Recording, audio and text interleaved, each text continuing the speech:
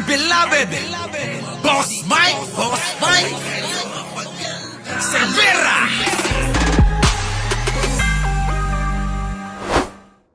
Ngayon, mga kababayan, ang binabanatan nila lagi, pinapasama ni Aimee, pinapasama ng kung sino-sinong hayop diyan. Eto, ayan mga kababayan ko, nakita niyo naman.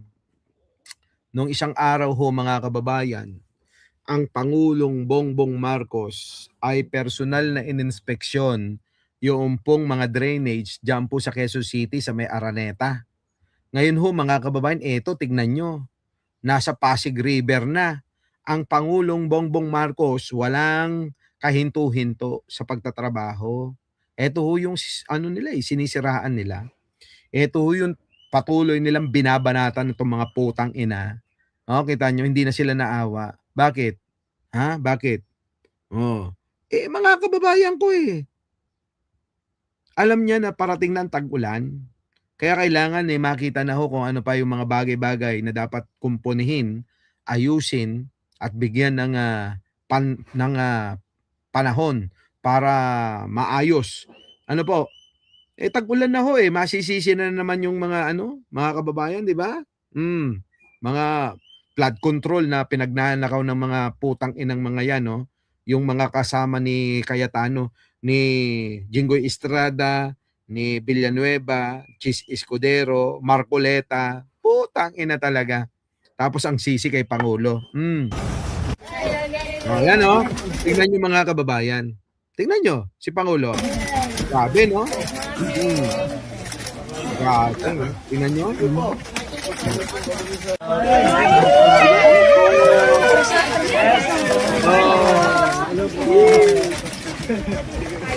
Kita nyo, yan ba yung mga kababayan? Yan yung sinisiraan nyo? Pilit nyo sinisiraan, pilit naman. Pilit nyo sinisiraan pero patuloy na minamahal ng taong bayan. Magagawa nyo dyan. Yan yung sinabihan nila na nakaratay na sa St. Luke's at may sakit daw na stage 4 colon cancer, mga kababayan. Pero tingnan nyo naman, ang pangangatawan at walang hintuyan. Take note, araw-araw, umiikot, nagtatrabaho, may ginagawa, at mga kababayan, may resulta yung gawa. Hindi lang po ngawa na ngawa, na katulad ni Sara Duterteng putang inang yon. Tama? Ang Pangulo, mga kababayan ko, tuloy-tuloy. Hindi nagpapahinga. Tuloy. Tingnan nyo mga kababayan yung pagsalubong sa kanya. Di ba? Mahal ng taong bayan. Ito pong si Pangulong Bongbong. Taliwas sa sinasabi ng mga kampo ni Duterte na 5% na lang daw ang naniniwala at nagmamahal kay Pangulo. Kasinungalingan.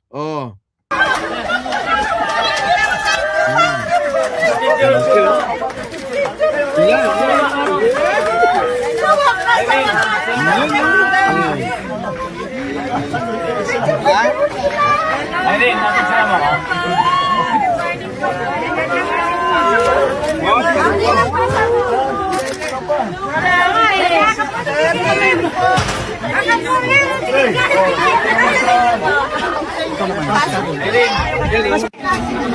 Tignan nyo mga kababayan si Pangulong Bongbong Marcos. Diba? Walang arte, walang pakeme-keme, basta serbisyo sa taong bayan. Ang gagawin para sa kanya, go lang tayo dapat.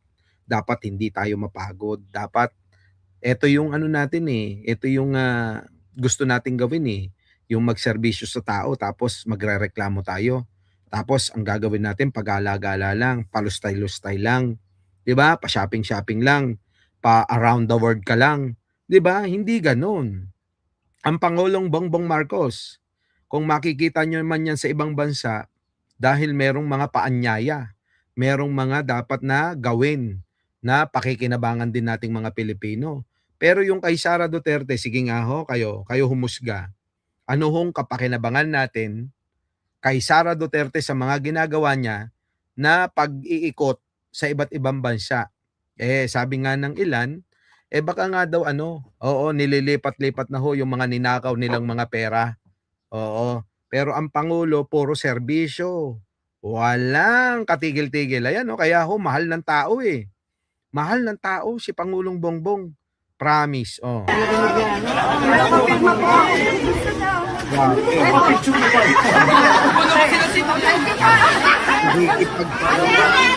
Nakikipagnitian eh, no, mga kababayan, ano, nakikipagtawanan, jamming kung jamming, ano, wala, oh. Napansin nyo ba, mga kababayan, napansin nyo ba? Oh, oh. Ano, chess master, gumagala lang para magpalaki ng, ano, pekpek, ganon? Kago. Oo. Di ba, napansin nyo ba si Pangulong Bongbong Marcos? Pag pumunta kahit na ho, lugar ho na nga alam niya na hindi siya safe. Mga kababayan, kakapraso lang ho yung bodyguard eh. Di ba? Si Sara Duterte, putang ina, nasa abroad na. Oo. Ang bodyguard niya, mga kababayan, kinukulong siya. Oh. Piling, ano talaga mga kababayan, ano? Ha? Piling, sikat na sikat si Sara Duterte yung baliw eh, no? Oh, tuloy. Yan, oh. Ako.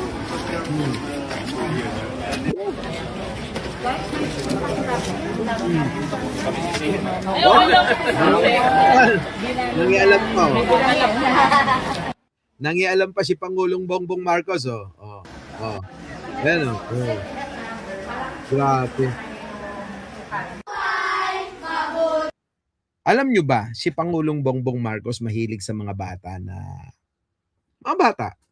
Oo. Yung kanyang ano eh, yung mga bata talaga dapat paglingkuran, iayos, at gawa ng mga programa para sa kanilang future. Ganun ho si Pangulong Bongbong Marcos. Oo, maalalahanin sa mga bata, tsaka sa mga matatanda. Oo, iba oh. Tingnan nyo mga kababayan, oh. Tingnan nyo si Pangulo. Grabe, no? Ayan, oh. Oh. Wow! Magandang buhay, mabuting tao. Eh kay Sara, magandang buhay, puro nakaw ang ginagawa. Ganon, mga kababayan. 'Di ba? Yan o, tingnan nyo.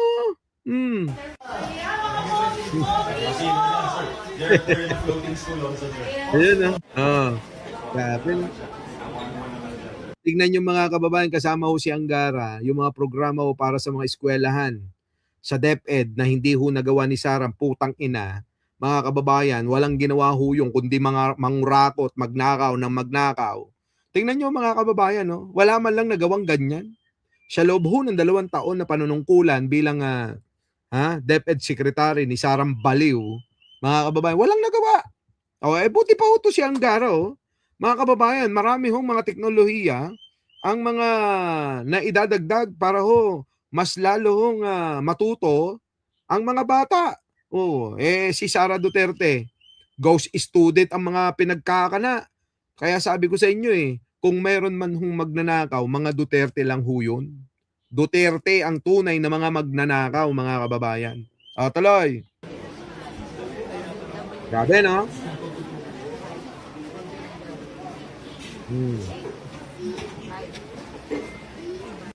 Grabe, no? Diba? Yung sabihan ka ng magandang buhay, mabuting tao po. Nako, grabe yun. Buti pa yung mga bata, alam na mabuting tao si Pangulong Bongbong. Tapos yung pong kampo ni Duterte, hirap na hong manira ng manira para mapabagsak si Pangulong Bongbong. Wala na, hindi na kayo magtatagumpay, mga putang ina nyo. Yung plano nyo, napapalitan si Pangulong Bongbong ni Sara sa pagka-PC Presidente, kalimutan nyo na yun. Ayun, yun naman ho talaga goal nila 2025 pa, last year pa, na dapat mapabagsak si Pangulong Bongbong Marcos at mapalitan ni Sara Duterte bilang presidente, mga kababayan ko. Biruin nyo yan.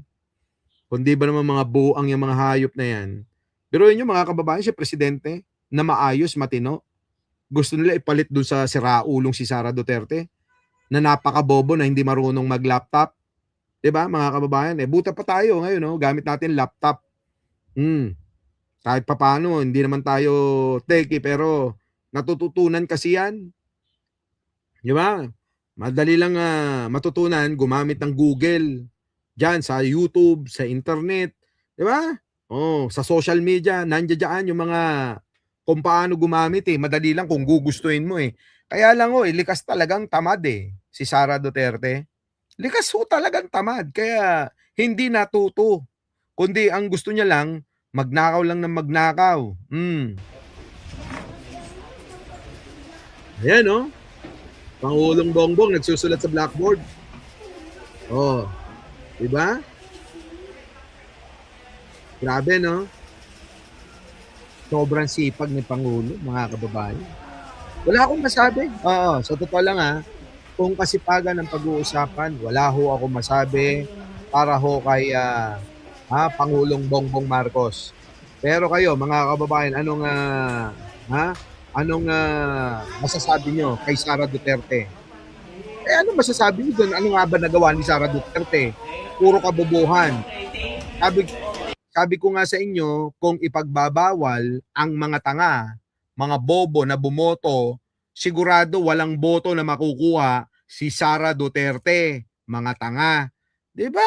Ang tatanga ng mga DDS eh. Hindi marunong pumili ng tao na siyang dapat na hinahangaan, na siyang dapat na pinagtatanggol. Yung mga DDS, bobo tanga, mga mangmang eh. Ang pinagtatanggol, yung bobong hindi marunong mag-laptop.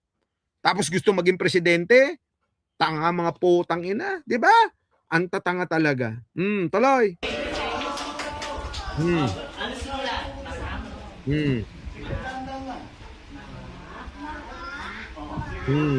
Kita nyo?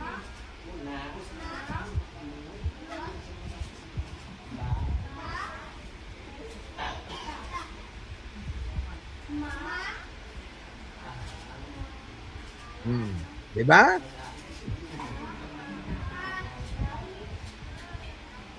Kita nyo, magti-teacher na si Pangulo.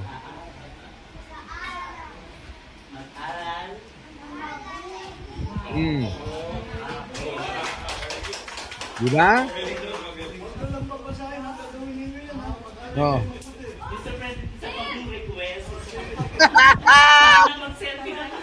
Tignan nyo! Tignan nyo mga kababayan ko. Ni minsan hindi nyo makakitaan si Sara, yung mayakap sa mga bata. Paano niya gagawin yun mga kababayan? Yung lumapit sa mga kabataan, mga mag-aaral. Pinagnanakawan niya nga. 'Di ba? Kapal naman ang mukha niya kung yayakap pa siya sa mga bata ng mga pinagnakawan niya sa DepEd. 'Di ba? Sipin niyo maigi.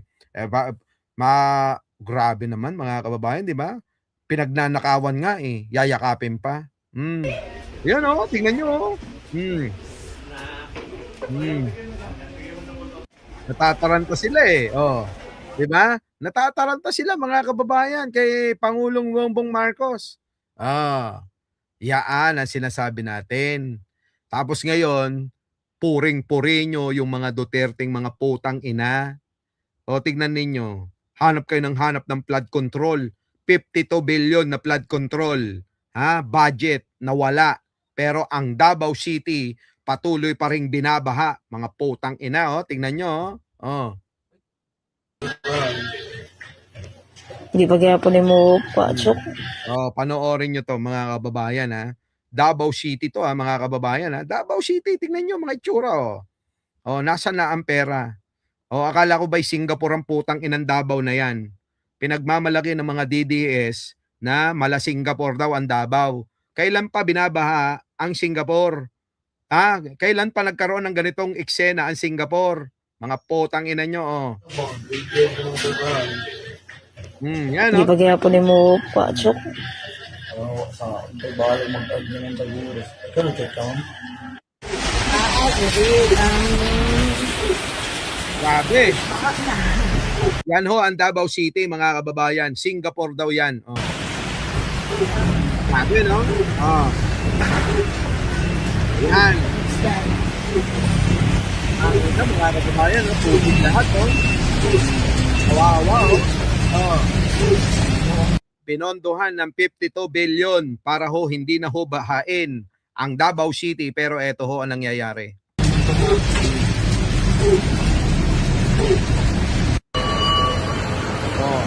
Diba? Yan Grabe Diba? Mga kababayan. Oh, nagiging ilog ho mga kababayan ang mga kalsada sa Davao City. Nagiging ilog. Oo. Tatak 51 billion. Oo, tama. Dayan Asuncion ha. Oo. Hernandez Pagadora. Shoutout po sa inyong lahat. Ano po? Tuloy. Grabe. Matindi mga kababayan. Matindi.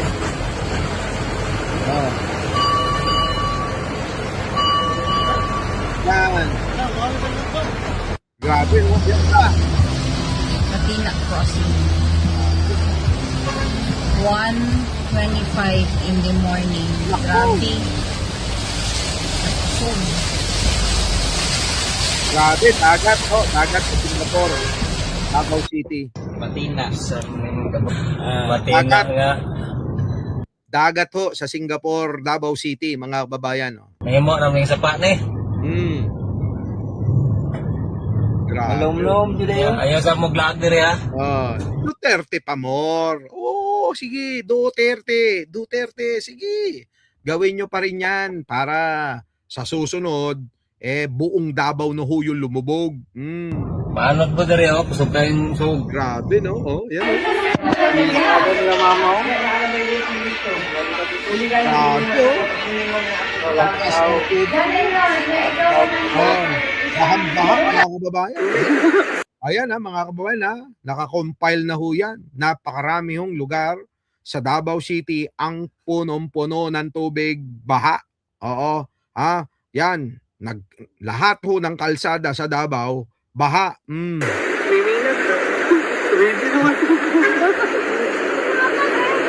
Grabe, no? Kawawa ho yung mga tao. Medyo ko yaga-yagaan ha. Diba? Ilalim ng tubig.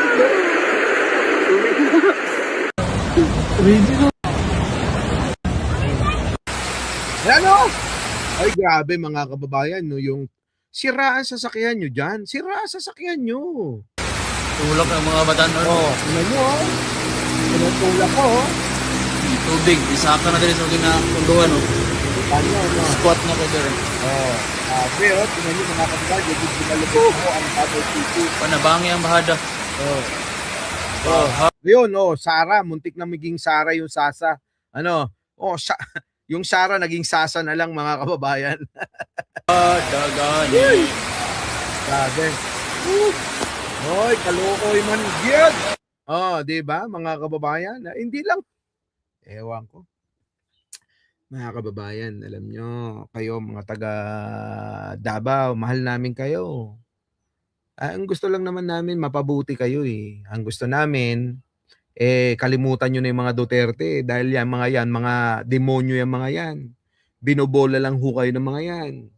Palitan nyo ang inyong mga namumuno dyan para maiayos ang problema nyo sa baha. Tanggalin nyo na mga Duterte dyan sa lugar ninyo. Ang tagal-tagal na nilang namumuno, ayan, matagal nyo na rin pinagdudusahan ang mga baha, ang mga tubig, ulan na naiipon tulad nito. Tignan nyo. Diba? Matagal nyo nang pinagdudusahan yan. Kung totoo na may pagmamalasakit sa inyo ang mga Duterte sa ilang dekada na nilang pamumuno dyan sa Davao City, sana hindi ho ganyan ang itsura sa tagal na ho ng panahon na sila ang may hawak, na sila ang namumuno. Hindi lang yan. Tignan nyo. Ito pa. Adlaw mga ka-ABS, kasamtangan kita nga nadili karon sa may Jerome sa R. Castillo Agdao sa Davao City kung asa na hitabo. Kita nyo mga kababayan ko. Baka sabihin ng iba, hindi naman nyo sa Davao. Ayun na. Ito na, nagre-report na ho. Pakinggan nyo kung saan lugar ha. Para sabihin hindi tayo fake news. Mayong adlaw mga ka-ABS, kasamtangan kita nga nadili karon sa may Jerome sa R. Castillo Agdao sa Davao City kung asa na hitabo ang kusog nga pag-ulan no kagabi na sinati nato sa pipila ka bahin dili sa Davao City, sa Davao Region. Davao City, mga kababayan, ang tinutukoy. Hindi ho kung saan-saan Davao City, hindi naman ho yan na Singapore. Singapore, hindi nagkakaganyan. Tignan nyo naman yung baha, mga kababayan. Napakarumi. Diba? Kakahiya kayo. Ano yung pinagkakalat nyong mala Singapore yan? Eh bakit ganyan yung mga kwento at mga balita dyan? Oo, sanglit dinhipod no sa maong area. Grabe gyud ang dako pa gyud ang tubig no. Lapas pa siya sa imuhang tuhod. Nako, basta na gani ang ato ang news team, ato ang cameraman. Kita nyo mga kababayan ko? Binabalita na ho ng mga media kung ano talaga ang nangyayari dyan sa Davao City. Oh, hindi ho sa ibang lugar to ha. Davao City. Mga kababayan, ulitin natin, ito ho yung pinagmamalaki nila na mala Singapore daw. Napakaganda daw. First class daw. Paano naging first class yan mga kababayan? Tignan nyo naman. Take note. Isang ano lang ho yan saglit na ulan. Oo, ng madaling araw, diyan po sa Davao nangyari. Tapos nagkaganyan na. Pasok. Ayan, so mo ni ang kasamtangan nga hitabo dinhi karon og nag-iyahay ang mga residente no og pamakwit ang uban og ingon man ang mga sakinan, mga pipila ka mga pedicab o nagubaan, mga motorcycle dinhi sa mga lugar, mga tindahan na paggihapoy open na salit na maligya gihapon nga panawagan karon sa mga residente nato nung matagan sad sila og ayuda sa atong lokal nga panggamhanan sa atong gobyerno. Sir, sa atong maingan karon sir nga baha din sa inyong lugar. Wala sir, adi ka taga dere pero kanimo under pa nimong motor. Duterte pa more, ganon. Duterte pa more, mga putang ina nyo. Hanggang sa lubugin na kayo dyan ng tubig baha. Dili na. Nasudlan yun. Alright, so mga higala ng mga ka-ABS ang nahitabo din hikaron. Kita nyo mga kababayan. So yan mga kababayan, ano masasabi nyo ho dyan mga kababayan ko? Mahaba tong video na ito mga kababayan. Sige tuloy. Ayan, may ganin na yung mga dosandanas po din nga mga panimalay. Oo.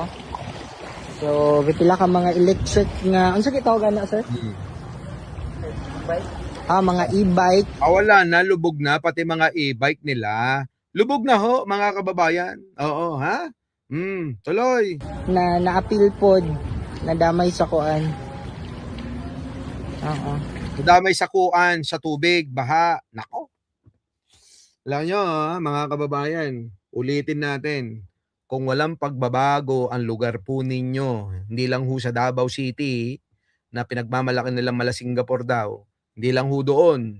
Kahit sa amang panig po kayo ng Pilipinas, kung wala hong pagbabago sa lugar ninyo, at matagal na ho na iisang pamilya lang po yung humahawak sa lugar ninyo, abay mga kababayan, panahon na para isipin yung maigi kung tama pa ba, kung nasa tama pa ba kayo, o baka naman na kaparehas na kayo ni Respicio at saka ni Basti Duterte na mga buang.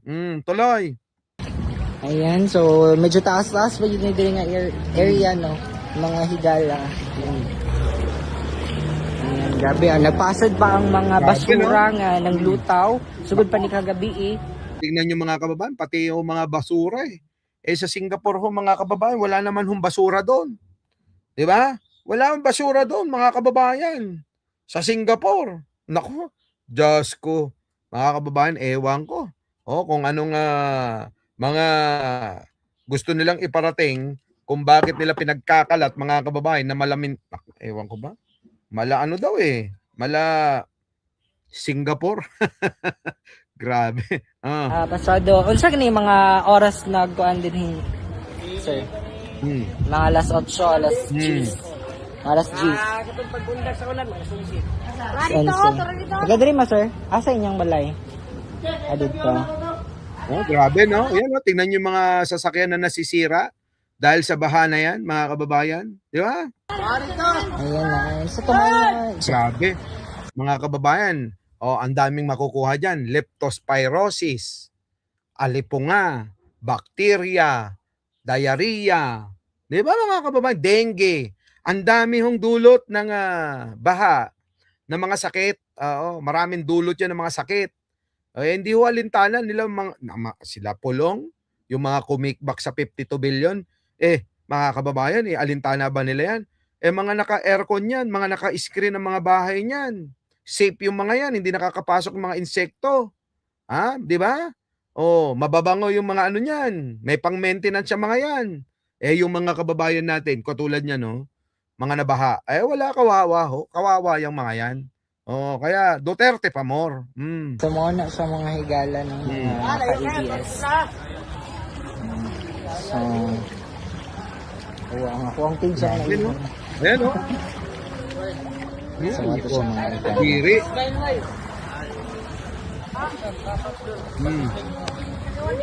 Grabe, lusong na lusong, oh. No, nakakadiri ang Davao City kung ganyan pala. Di ba, no? Nakakadiri ho, mga kababayan, yung ganyan. Galis aso, galis, oo, lahat. Oo, kawawa ho talaga. Grabe sila. Grabe ang Davao, ginagawa ng mga Duterte dyan, ano? Talagang nakakarimarim ho, mga kababayan. Our beloved Boss Mike Cervera.